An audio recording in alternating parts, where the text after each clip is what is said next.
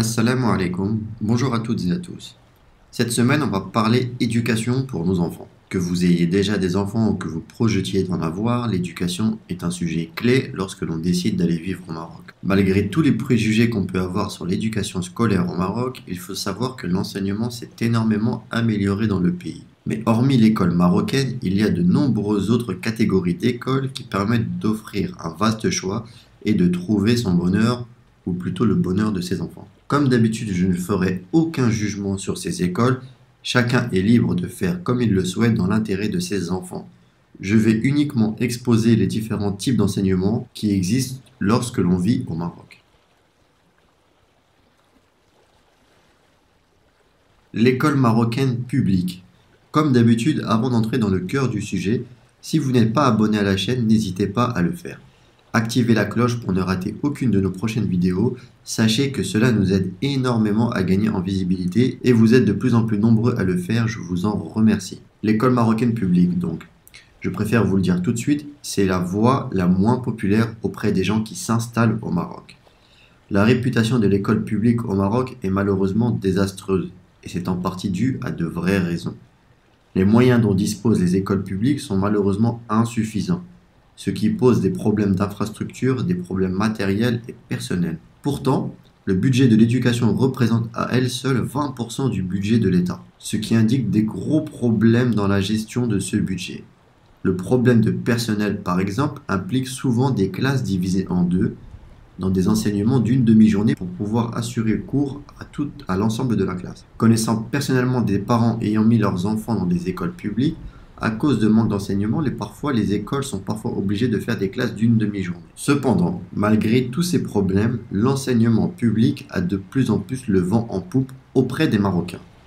Et pas uniquement à cause de la crise financière, les changements qualitatifs apportés au programme scolaire par le gouvernement ces dernières années ont amélioré le niveau global. Les enseignants sont également de qualité, contrairement au privé où vous pouvez être recruté sans être diplômé. Pour enseigner dans le public, vous devez obligatoirement obtenir ce diplôme. Autre avantage qui pour certains foyers peut être un argument de poids, l'école publique est gratuite. Hormis quelques frais à payer sur les fournitures scolaires, l'école publique marocaine reste et demeure gratuite. Quand on connaît le prix du privé, pour beaucoup cela fait la différence. Toutefois, malgré toutes ces récentes améliorations, il reste encore du chemin à parcourir pour l'enseignement public. Mais c'est un choix qui existe et qui peut être une solution optimale selon votre budget. L'école marocaine privée, dite traditionnelle. Pour la scolarité privée au Maroc, je vais séparer cette catégorie en deux. En effet, je distingue deux types d'écoles privées au Maroc, et là c'est uniquement ma perception des choses. L'école dite traditionnelle que nous allons voir tout de suite, et l'école dite à la française que nous verrons juste après. L'école privée que j'appelle moi traditionnelle est une école qui se veut proche de la scolarité publique d'un point de vue tradition. L'arabe y sera plus conséquent que dans la deuxième catégorie. Des cours de religion y seront également proposés avec notamment des sessions d'apprentissage du Coran. Ce respect des traditions marocaines s'alliera ensuite avec la modernité européenne. Certaines écoles peuvent même vous proposer un enseignement Montessori, l'apprentissage dès la maternelle du français et parfois même de l'anglais. Étant donné que les moyens financiers sont plus conséquents que dans le privé, l'école sera souvent dotée de nombreuses activités pour les enfants, de moyens matériels plus importants qui aideront les enfants dans leur apprentissage. Si vous venez d'Europe et que vous avez rejoint le Maroc pour des raisons religieuses, c'est parfois un bon compromis quand on souhaite garder une scolarité normale pour son enfant, tout en y associant l'apprentissage de la religion et de préserver ses enfants de tout rite étranger à l'islam. L'école privée à la française. L'école marocaine privée à la française se veut très proche de l'école française. Vous y trouverez d'ailleurs souvent des activités similaires pour les enfants, telles que la musique, des jeux de danse et autres. Les fêtes françaises y sont également souvent célébrées, comme Noël par exemple, ou parfois même les anniversaires des enfants, notamment en maternelle. Des cours de musique peuvent être aussi donnés. En somme, le programme scolaire marocain est suivi dans un environnement français.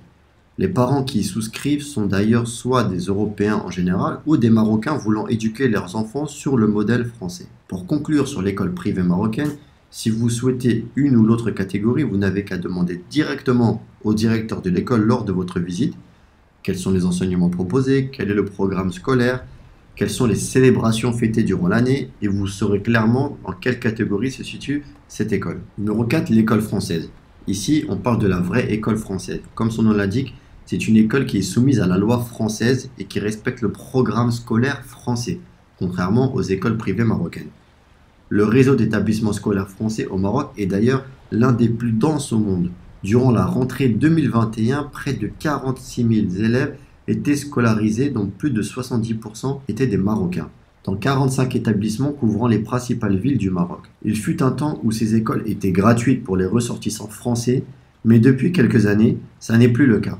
Les Français doivent également payer les frais de scolarité, mais peuvent désormais demander une bourse. Cela permet d'être aidé sur une partie des frais. Je ne connais pas le montant maximum de ces bourses, mais j'imagine qu'elles ne dépassent pas 50% de ces frais. On peut voir par exemple ici que les tarifs en vigueur pour l'année scolaire 2016-2017, pour la première inscription de vos enfants, il y a des frais à payer une seule fois uniquement. Donc, par exemple, quand vous êtes français, vous payez 14 000 dirhams à l'inscription. Et puis ensuite, vous avez des frais annuels. On voit que pour la maternelle, c'est 31 000 dirhams. En élémentaire, 28 000, etc., etc. Vous faites le calcul en divisant par 12 et vous avez les frais mensuels. Donc, ce n'est pas donné, c'est assez cher. Et encore plus cher pour les Marocains ou les étrangers. Autre chose, le calendrier scolaire suit également celui de la France, c'est-à-dire que au niveau des vacances scolaires, vous serez sur le même rythme que la France. Pareil pour les jours fériés, à savoir que certains jours fériés marocains seront également respectés, donc vous aurez un peu plus de jours fériés. Il y a des familles qui préconisent ce choix pour faciliter l'accès aux études supérieures européennes. Suivre un programme scolaire français leur facilitera l'accès à l'enseignement supérieur en Europe pour ces enfants, bien que de nombreux Marocains titulaires d'un bac marocain poursuivent facilement et simplement leurs études en Europe sans aucune difficulté. Donc c'est une raison que je préfère tempérer. L'école à la maison ou instruction en famille IEF. C'est une méthode d'enseignement alternative proposée par les parents aux enfants.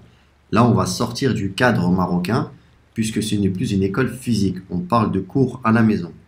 Elle est de plus en plus adoptée par certains parents. Elle permet de personnaliser l'enseignement et assurer un niveau d'apprentissage pour ses enfants.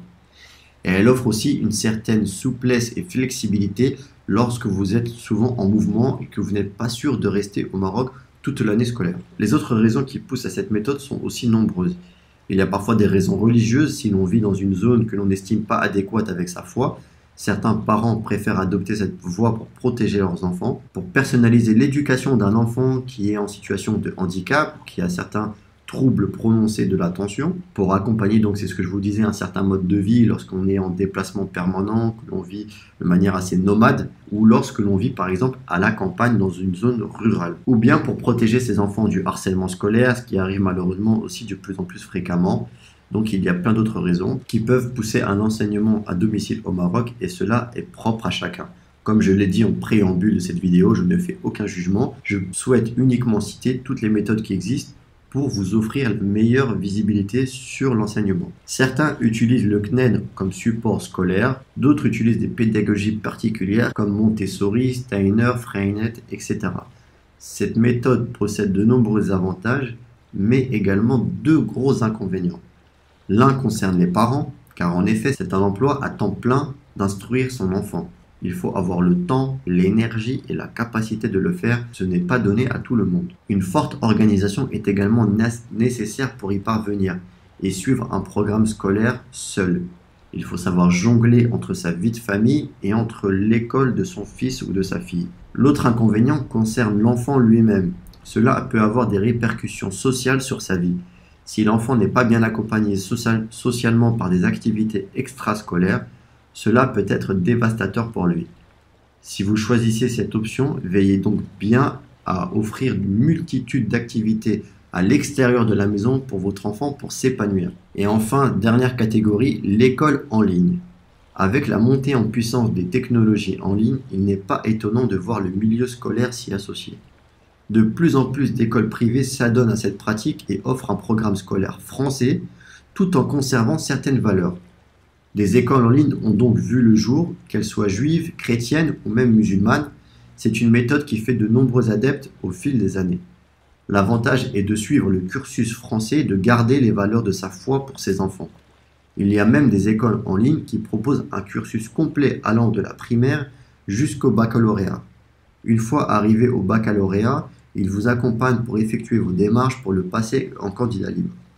Et si vous êtes dans une grande ville marocaine, par exemple, il est fréquent d'aller effectuer ces examens dans les académies françaises de votre ville. C'est une solution qui comporte encore une fois de nombreux avantages, mais qui nécessitera également une forte présence des parents. En effet, comme les cours seront donnés sur Internet, votre enfant aura besoin d'une présence physique réelle autour de lui pour l'aider à rester concentré, notamment s'il est encore petit. Ensuite, le plus gros inconvénient à cette solution est le temps passé devant un écran. Qui dit en ligne dit un écran d'ordinateur. On connaît malheureusement les aspects néfastes que peuvent avoir les écrans sur nos vies et encore plus sur des enfants. Sans compter l'aspect social de l'enfant qu'il faudra travailler comme pour l'IEF dont on a parlé juste avant. En conclusion, il existe de nombreuses solutions d'enseignement quand on vit au Maroc. C'est à nous, parents, de juger quel est le meilleur pour notre enfant et de choisir en fonction de cela. Choisir un cursus scolaire marocain, un cursus scolaire français, mettre son enfant dans une école physique ou dans une école en ligne à la maison, c'est un choix qui nous incombe. Si vous avez décidé de partir vivre au Maroc, je serais curieux de savoir quelle école avez-vous choisi et quelles sont les raisons de votre choix.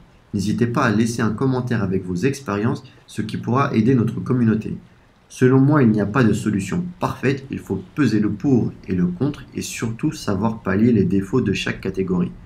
Comme d'habitude, j'espère que cela vous sera utile et que cette vidéo vous aidera à mieux appréhender le système scolaire au Maroc.